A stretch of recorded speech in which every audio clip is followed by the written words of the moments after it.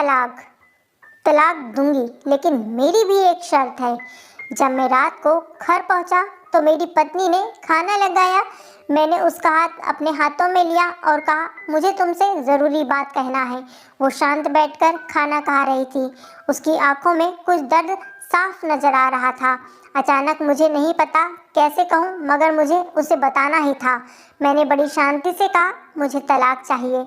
लगा जैसे उसे मेरे शब्दों से कुछ फर्क नहीं पड़ा, बल्कि उसने मुझसे पूछा, क्यों चाहिए तलाक। मैंने उसके सवाल को अनसुना किया तो उसे गुस्सा आ गया। उसने चम्मच उठाकर फेंक दिया और जोर से चिल्लाई, तुम इंसान नहीं हो। उस रात हमने एक दूसरे से बात ही नहीं की। वो रो रही थी। मुझे पता था कि वो जानना चाहती थी कि आखिर ऐसा क्या हुआ है जो हमारा रिश्ता टूटने की कगार पर आ गया, पर मेरे लिए उसके सवालों का जवाब दे पाना नामुमकिन था। मैं अब किसी और से प्यार, प्रिया नाम था उसका, प्यार करने लगा हूँ। अब मुझे उससे प्यार नहीं रहा। मैंने उसे उसके बरसों के प्यार की सज़ा दी थी। भरे मन से मैंने तलाक के पेपर तैयार किए। उसमें लिखा था कि वह पूरा घर, कार और कंपनी की 30% शेयर ले सकती है इस तलाक के बदले में। लेकिन उसने उन पेपरों को देखा और उनके टुकड़े टुकड़े कर दिए। वो औरत जिसके साथ मेरे जीवन के 10 साल बिताए थे, वो आज मेरे लिए अनजान हो चुकी थी। मुझे इन 10 सालों का जो उसने मेरे लिए बर्बाद किए, मगर मैं क्या करूं? जो हो चुका उसे मैं बदल नहीं सकता, क्योंकि मैं किसी और से, अपनी पत्नी से भी ज़्यादा प्यार करने लगा था। आखिरकार उसके सब्र का बांध टूट गया और वो फूट फूट कर मेरे सामने रोने लगी। मेरे लिए उसका रोना एक तरह से उसकी रिहाई की तरह था।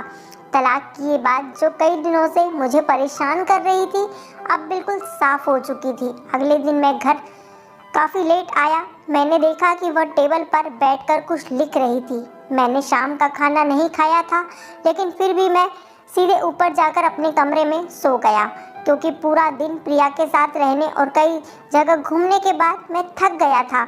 वो शायद रात को उसी टेबल पर लिखते लिखते सो गई थी। सुबह उसने तलाक देने की शर्त बताई।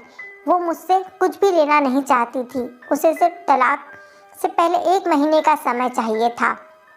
उसने आग्रह किया कि 1 महीने में हम दोनों वही पुराना जीवन जिए जितना संभव हो सके, क्योंकि आने वाले महीने में हमारे बेटे की परीक्षा है। वह नहीं चाहती थी कि हमारे टूटे रिश्ते का प्रभाव उसकी पढ़ाई पर पड़े। मुझे भी यह ठीक लगा, मगर वो और भी कुछ चाहती थी। जैसे शादी के दिन मैं उसे उठाकर अपने शयन कक्ष तक ले गया था, उसी तरह अब हर रोज 1 महीने तक मैं उसे शयन कक्ष से उठाकर मुख्य द्वार तक ले जाऊं। मुझे लगा यह पागलपन है, मगर इन आखिरी दिनों को थोड़ा अच्छा बनाने के लिए मैंने उसकी यह शर्त स्वीकार कर ली। मैंने प्रिया को अपनी पत्नी की सभी शर्तें बताई तो वो हंसने लगी। उसे लगा मेरी पत्नी कितने भी तरीके अपना ले, तलाक होना तो तय है। मेरी पत्नी और मैं किसी से भी इस दौरान नहीं मिले थे, लेकिन उस दिन जब मैं उसे पहली बार उठाकर गेट तक लेकर गया तो हम दोनों काफ़ी अजीब महसूस कर रहे थे। पीछे से हमारा बेटा भी खिलखिलाकर खुश हो रहा था। अगले दिन यह काम थोड़ा सामान्य और आसान हो गया। वह मेरे सीने से लगी थी और मैं उसकी खुशबू महसूस कर रहा था। ऐसा लगा जैसे कई दिनों बाद मुझे ये खुशबू मिल रही थी, या फिर कई दिनों से मैंने उसके होने का महसूस नहीं किया था। पहले जितनी उसमें वो कसाव नहीं था और चेहरे पर कुछ हल्की झुर्रियाँ नजर आ रही थी और बाल भी सफ़ेद होने लगे थे। ये वही औरत थी जिसने अपने जीवन के 10 साल मुझे समर्पित किए थे। चौथे दिन जब मैंने उसे उठाया तो वो पुरानी रोमांस लौटने लगी थी। 5वें और 6वें दिन वो पुराना प्यार फिर से जागने लगा। मैंने प्रिया को इस बारे में कुछ नहीं बताया। अब उसे उठाना और भी आसान हो गया था। शायद हर रोज यह सब करने का मैं आदी हो गया था। एक दिन वह अपनी पसंद की साड़ी निकाल रही थी, लेकिन कुछ खास नहीं ढूंढ पाई। उसने सांस भरते हुए कहा कि उसके सारे कपड़े बड़े पड़ने लगे हैं। तब मुझे पता चला कि वह काफ़ी दुबली हो गई है और इसलिए मैं उसे आसानी से उठा पा रहा था। मेरे दिल को एक झटका सा लगा। उसने अपने दिल में काफ़ी सारा दर्द छुपा रखा था। पता नहीं कैसे मैं आगे बढ़ा और उसके सिर को छूकर देखा। अचानक हमारा बेटा आया और बोला कि पापा, ये तो मम्मा को उठाकर बाहर ले जाने का समय हो गया है। उसके लिए अपने पापा द्वारा मम्मा को इस तरह उठाकर ले जाते हुए देखना जीवन का अभिन्न हिस्सा बन गया था। मेरी बीबी ने हमारे बच्चे को बुलाया और जोर से उसे गले लगा लिया। मैंने अपना चेहरा दूसरी तरफ कर लिया। मुझे लगा कहीं मैं अपना निर्णय ना बदल लूं। मैंने अपनी पत्नी को रोज की तरह उठाया और बेडरूम से सिटिंग रूम होते हुए हॉल तक लाया। उसने प्यार से अपने दोनों हाथ मेरी गर्दन के आसपास रख दिए। मैंने उसे जोर से पकड़ रखा था, बिल्कुल हमारे सुहाग रात की तरह, मगर उसका इतना कम वजन मुझे परेशान कर रहा था। महीने के आखिरी दिन जब मैंने उसे उठाया तो मेरे लिए एकदम भी चल पाना मुश्किल हो रहा था। हमारा बेटा स्कूल जा चुका था।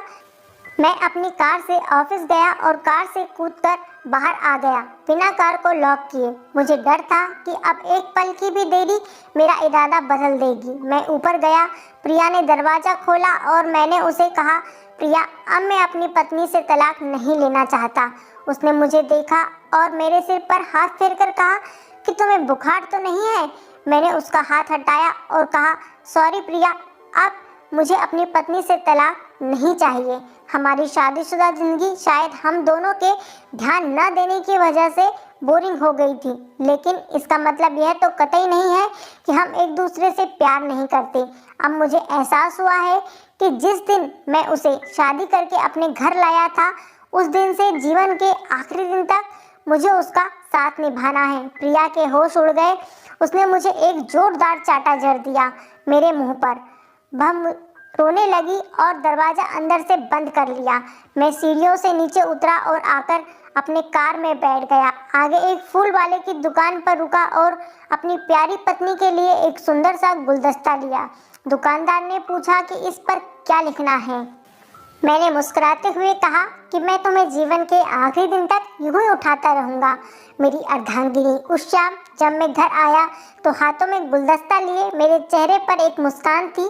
मैं ऊपर अपने कमरे की तरफ भाग कर गया, लेकिन तब तक वह मुझे छोड़कर इस दुनिया से जा चुकी थी हमेशा के लिए। वो कई महीनों से कैंसर से लड़ रही थी, लेकिन मैं प्रिया के साथ इतना खोया हुआ था कि कभी ध्यान ही नहीं दिया।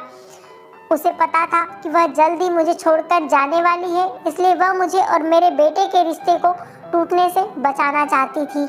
मैं नीच उसे तलाक देना चाहता था, लेकिन फिर भी उसने मुझे अपने बच्चे की नज़रों में एक प्यारा पति और पिता बना दिया।